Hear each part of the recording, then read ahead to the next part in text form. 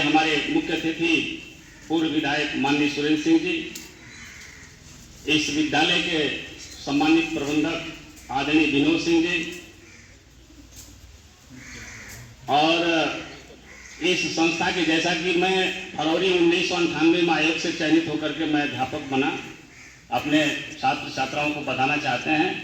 फरवरी 98 में हमने कार्यभार ग्रहण किया और जून 1998 में सेवानिवृत्त हुए हमारे सबसे पुराने शिक्षक सम्मानित आदरणीय रणजीत सिंह जी। और आप लोगों का हमेशा हम शिक्षकों का संरक्षण मिला। जब हम लोग युवा थे, नए थे, बहुत उत्साह के साथ शिक्षण कार्य करते थे, 7-7 घंटे हम लोग पढ़ाते थे उस समय।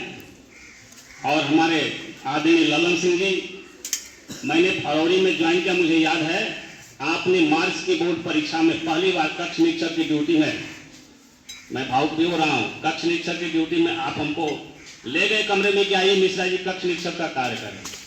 ऐसे महान हमारे सभी अग्रजों को मैं इस शिक्षक दिवस के अवसर पर सबको आदर के साथ प्रणाम करता हूँ। मेरे सामने हमारे सभी आप अतिथि हैं और हमारे एक तरह से अभिभावक भी हैं। आज अवकाश का दिन भी है और कल मेरे सामने एक समस्या है कि कल छुट्टी भी है। अब मैं आपको बताना चाहता हूं कि हमारे जो छात्रों की संख्या, हमारे विद्यालय में लगभग 1200 बच्चे अध्ययनरत हैं, पढ़ते हैं। 700-800 की संख्या में प्रतिदिन लोग आते हैं, लेकिन दुर्भाग्य से चूंकि अवकाश का हो गया तो बच्चों के मन में हो गया कि छुट्टी है। और मैंने ठान लिया कि यदि शिक्षक दिवस है तो किसी भी परिस्थिति में शिक्षक दिवस को ठीक से मनाया जाए। हमारे जो पुराने शिक्षक लोग हैं, आप सबको हम सम्मानित करेंगे। ये हम कार्यक्रम को छुट्टी के दिन में भी करेंगे और मेरा यह कार्यक्रम निश्चित रूप से सफल रहा।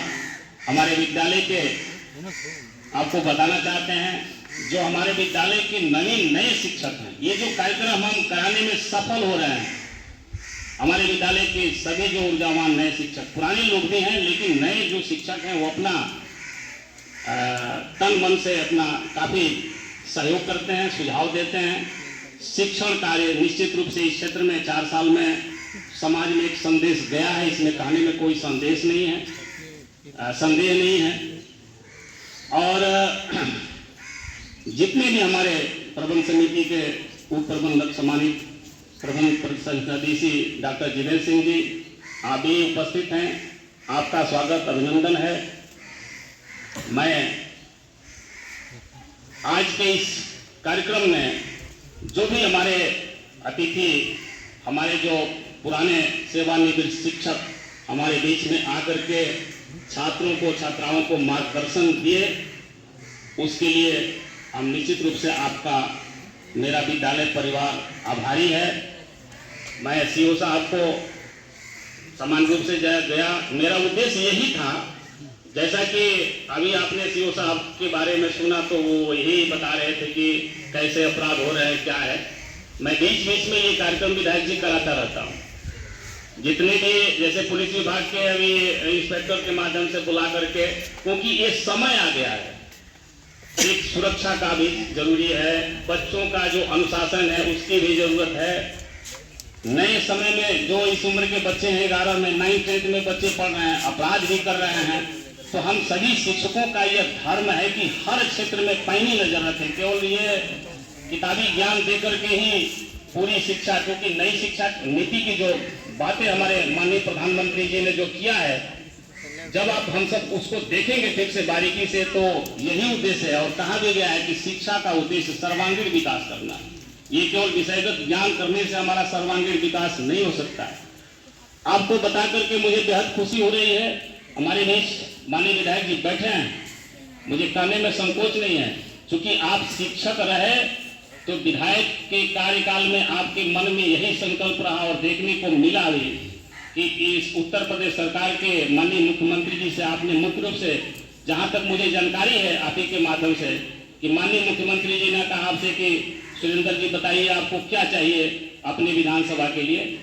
तो माननीय विधायक जी ने आपसे आग्रह किया मुख्यमंत्री जी से कि हमारा जो क्षेत्र है शिक्षण के बहुत से ऐसे हैं, लेकिन कुछ ऐसी चाहते हैं योजना जो तकनीकी क्षेत्र में बच्चे और बच्चियां अपना प्रवेश ले सके। आपको जान करके खुशी हुई, उस उद्घाटन में वहाँ के प्रधानाचार्य ने हमको भी बुलाया था। बैरिया, ये जो इब्राहिमाबाद का जो क्षेत्र है, यहाँ पहले से बाबू मैनेजर सिंह ने ITI की स्थापना किया। उसी के ठीक बगल में एक भव्य और विशाल पॉलिटेक्निक का वो उद्घाटन, माने एक तरह से उसकी शुरुआत हो गई है। और मुझे बताने में खुशी हो रही है कि इस विद्यालय के कक्षा 10 के जो उत्तीर्ण छात्र, कम से कम 12-14 बच्चे वहाँ जाकर के प्रवेश लिए हैं। अब आप सोच सकते हैं कि ये क्षेत्र शिक्षा के क्षेत्र में कितना आगे बढ़ गया। माननीय विधायक जी के प्रयास से ये सोनबरसा में राजकीय डिग्री कॉलेज, जहां पर साइंस के, कॉमर्स के, आर्ट्स के सभी बच्चे, और सरकारी जो विद्यालय होते हैं, थोड़ा सा इस विषय को गौर करना पड़ेगा। थोड़ा सा मैं बच्चों से बहुत पहले कहता रहता हूँ, कोचिंग संस्थान और जो प्राइवेट संस्थान है और जो सरकारी विद्यालय है, दोनों में अंतर मैंने अनुभव किया है विधायक जी, कोल्ड ड्रिंक और दूध का। अब हमारे बच्चे, नए जनरेशन के बच्चे जो भी हैं, देखने में आ रहा है कि दूध ऐसे ही बढ़ा रह जा रहा है, कोल्ड ड्रिंक को ही ज्यादा इंटरेस्टेड, रुचि ले रहा है। ये हम शिक्षकों की जिम्मेदारी है कि उनको ये बताना पड़ेगा कि हमारी, आप प्राइवेट क्षेत्र में जाइए, वहाँ शोषण हो रहा है। हमारे जो कमजोर, अभी मुझे अपनी बात को तो हम कभी कभी शेयर करते रहते हैं, हमारा आप उत्साह करते रहते हैं, हमारे प्रबंधक जी का बहुत योगदान है। मैंने इस शिक्षण संस्था में जब से मैंने प्रधानाचार्य का दायित्व लिया, खुला हम एक तरह से प्रार्थना कर देते हैं कि जिस अभिभावक को, जिस हमारे बच्चे बच्चियों को कहीं से भी आर्थिक कोई कठिनाई है, तो मैं इंटरमीडिएट तक की पढ़ाई उनकी फ्री में कराऊंगा, उनका फीस मैं नहीं लेता और मैं ऐलान करके करता हूँ। ऐसा भी नहीं, मैं सभी अपने शिक्षक भाइयों का भी मैंने कह दिया कि कोई शिक्षक, कोई छात्र कहता है कि गुरुजी मेरे पास 50 रुपया फीस कम है, तो मैं कहता हूँ कि ठीक है, उनका लिख दीजिए कि 50 रुपया कम दिया। ये विद्यालय निश्चित रूप से आप जान लीजिए कि छात्र छात्राओं के अभिभावकों के सहयोग से ही चलता है, कहीं से भी इस तरह से कोई बारी, और समाज के सहयोग से चलता है। ये एडेड विद्यालय, सरकारी विद्यालय तो मान लीजिए कि कुछ सरकार से। लेकिन एक बात मैं बताना चाहूंगा, 2 मिनट समय लेंगे। मेरा अभी 2 तारीख का ये ज्वाइंट डायरेक्टर महोदय आए थे आजमगढ़ में, आजमगढ़ से बलिया। तो सरकार की जो मंशा हम लोगों को वास्तव में नहीं समझ में आ रही है। सरकार की मंशा बहुत पवित्र है, बहुत अच्छा है। पहले तो था कि 50% विद्यालय जमा करे, 50% हम देंगे। जैसे 10 लाख रुपया खर्च करना है तो 5 लाख विद्यालय देगा, 5 लाख सरकार देगी।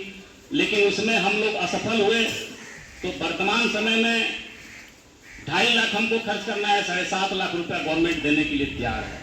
और गवर्नमेंट का ये भी है कि यदि आप अपने स्तर से व्यवस्था नहीं करते हैं तो आप अपने क्षेत्र के विधायक से, सांसद से, उनसे निधि से भी कुछ पैसा ले लीजिए। तो सरकार की मंशा भी हमारे शिक्षण संस्थाओं को मजबूत करने में कहीं से भी उनकी मंशा माने गलत नहीं है, वो भी ठीक है। और मैं मान रहा हूँ कि प्रोजेक्ट अलंकार योजना के तहत उत्तर प्रदेश सरकार के जो भी अनुदानित विद्यालय है वो भी, क्योंकि नई शिक्षा नीति में स्मार्ट क्लास सभी विद्यालयों में स्मार्ट क्लास अनिवार्य हो गया है। माननीय विधायक जी, मैं आपसे इस विषय पर चर्चा, तो ऐसा संयोग नहीं है, नहीं तो आप तो विधायक रहते तो स्मार्ट क्लास तो जैसे ही मैंने आपसे आग्रह करता है तुरंत बन जाता। लेकिन एक समस्या है, लेकिन मैं फिर भी आप सभी को आश्वस्त करना चाहते हैं कि मेरा मिशन कायम है। हमारे प्रबंधक जी, हम सभी लोग लगे हुए हैं कि इस विद्यालय में स्मार्ट क्लास की शुरुआत 1-2 साल के अंदर, क्योंकि उसमें 10 से 15 लाख से कम खर्च नहीं है, तो हम लोग करेंगे। ये भले ही थोड़ा सा सुदूर क्षेत्र है, यहाँ जब आते हैं बाहर से जब अधिकारी आते हैं वो कहते हैं बड़ा ग्रामीण क्षेत्र में है, बहुत बिहार के बॉर्डर में है। लेकिन मुझे खुशी है कि हमारे विद्यालय के सभी शिक्षकों के सहयोग से, हमारे प्रबंधक जी के सहयोग से विद्यालय उत्तरोत्तर ये अपने विकास की गति पर चल रहा है, जा रहा है। अपनी बातों को मैं विराम करते हुए पुनः जो भी हमारे अतिथि महोदय आए हैं आज के शिक्षक दिवस के अवसर पर, आप सभी को मैं अपनी ओर से, विद्यालयों की सभी शिक्षकों की ओर से, अपने छात्र छात्राओं की तरफ से भी आप सबको बहुत बहुत अभिवादन करते हुए अपनी वाणी को विराम करता हूं। जय हिंद।